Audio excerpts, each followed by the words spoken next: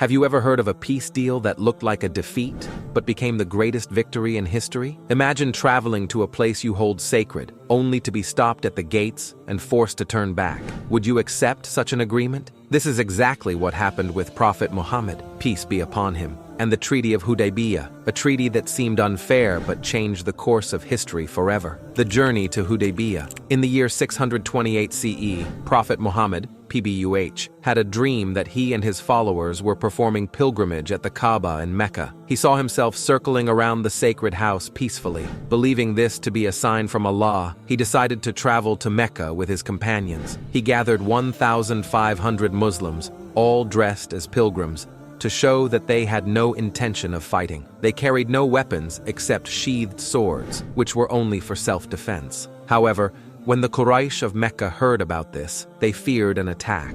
To stop the Muslims from entering the city, they sent 200 cavalry soldiers. The situation was tense, and war could have started at any moment. But Prophet Muhammad, peace be upon him, wanted peace, not battle. Instead of moving forward and confronting the Quraysh, he took an unusual route through the rough terrain and stopped at a place called Hudaybiyyah, just outside Mecca. There, the Muslims set up their camp. They were exhausted but hopeful. They had come with peaceful intentions, yet they were not being allowed to visit the Kaaba. What would happen next? Would the Quraysh allow them to enter, or would this journey take a different turn? The Quraysh's resistance. When the Muslims arrived at Hudaybiyyah, they hoped to enter Mecca peacefully, but the Quraysh leaders refused to let them in. They feared that allowing Prophet Muhammad, peace be upon him, and his followers into the city would make them look weak. Even though the Muslims came unarmed for pilgrimage, the Quraysh were unwilling to accept them. To resolve the situation, Prophet Muhammad, peace be upon him, sent Uthman ibn Affan to Mecca as a messenger. His mission was to explain that the Muslims had come only for worship and had no intention of fighting. However, Uthman was delayed in Mecca, and no news came back for a long time. A rumor quickly spread that he had been killed by the Quraysh. Hearing this, the Muslims were deeply upset. They had come in peace, yet their messenger was possibly killed. Prophet Muhammad, PBUH, gathered his followers under a tree and took an oath from them. They vowed to fight if needed, and this became known as the Pledge of the Tree. The Quraysh saw the Muslims' determination, and soon after, they released Uthman. But the tension was still high. What would happen next? Would there be war or peace? The treaty negotiations. After some time, Uthman ibn Affan returned safely, and the news of his death turned out to be false. The Quraysh, realizing that war was close, decided to send a negotiator. They chose Suhail ibn Amr, a skilled speaker, to discuss terms with Prophet Muhammad,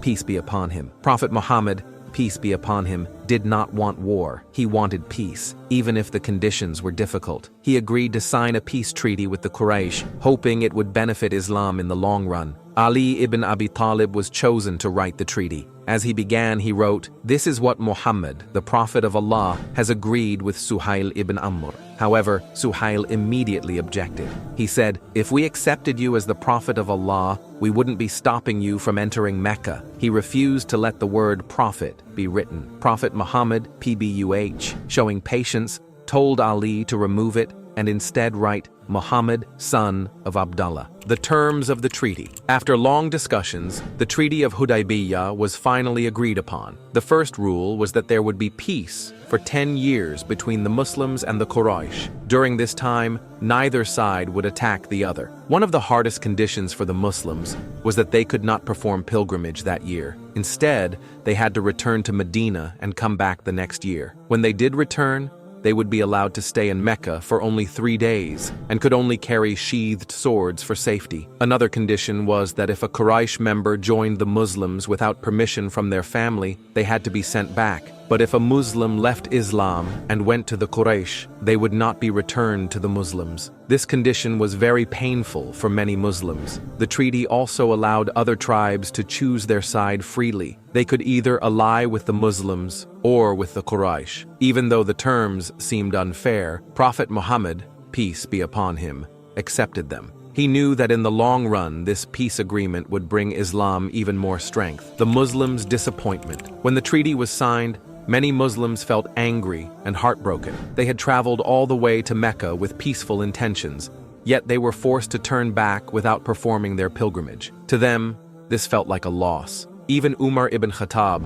one of the closest companions of Prophet Muhammad, PBUH, was deeply upset. He went to the Prophet and asked, "Are we not on the truth? Why should we accept these unfair conditions?" But Prophet Muhammad, peace be upon him, remained calm. He knew that patience would lead to a greater victory. After the treaty was signed, the Prophet, peace be upon him, told his followers to shave their heads and sacrifice their animals as a sign that the pilgrimage was over. However, the Muslims were so disappointed that no one moved at first. They still hoped that something would change. Seeing this, Prophet Muhammad, peace be upon him, himself shaved his head and sacrificed his animal first. When his followers saw him leading by example, they followed immediately. Though the moment was painful, they obeyed their prophet. What they didn't know was that this treaty, which seemed like a setback, would soon lead to Islam's greatest victory, the unexpected victory. At first, the Treaty of Hudaybiyyah felt like a loss, but in reality, it was a huge victory for Islam. Even though the Muslims had to return to Medina without performing their pilgrimage, the treaty gave them something even more important: peace. By signing the treaty,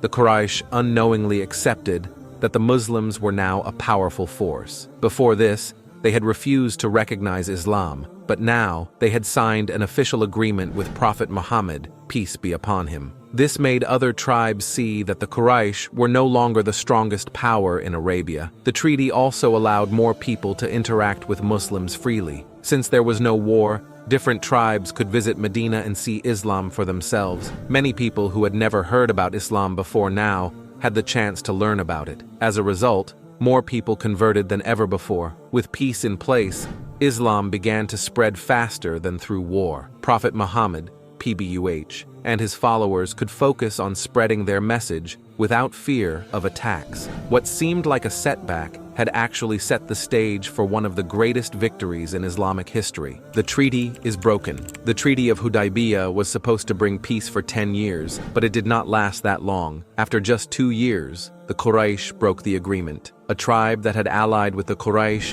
attacked another tribe that had allied with the Muslims. This was a clear violation of the treaty, and the peace was shattered. When Prophet Muhammad, PBUH, heard what had happened, he knew it was time to take action. The Quraysh had broken their word, and now the Muslims had the right to respond. But instead of seeking revenge with bloodshed, Prophet Muhammad, PBUH, planned a peaceful solution. He gathered 10,000 Muslims, the largest army Arabia had ever seen, and began marching toward Mecca. This time, the Quraysh had no way to stop them. The Muslim army was strong, united, and determined. When the Quraysh saw them approaching, they surrendered without a fight. After years of struggle, Prophet Muhammad, peace be upon him, entered Mecca peacefully. The treaty had been broken, but it had served its purpose. It had allowed Islam to grow, and now the city of Mecca was finally in Muslim hands without war or destruction. The conquest of Mecca. When the Muslim army of 10,000 reached Mecca, the Quraysh realized they had no chance to fight back.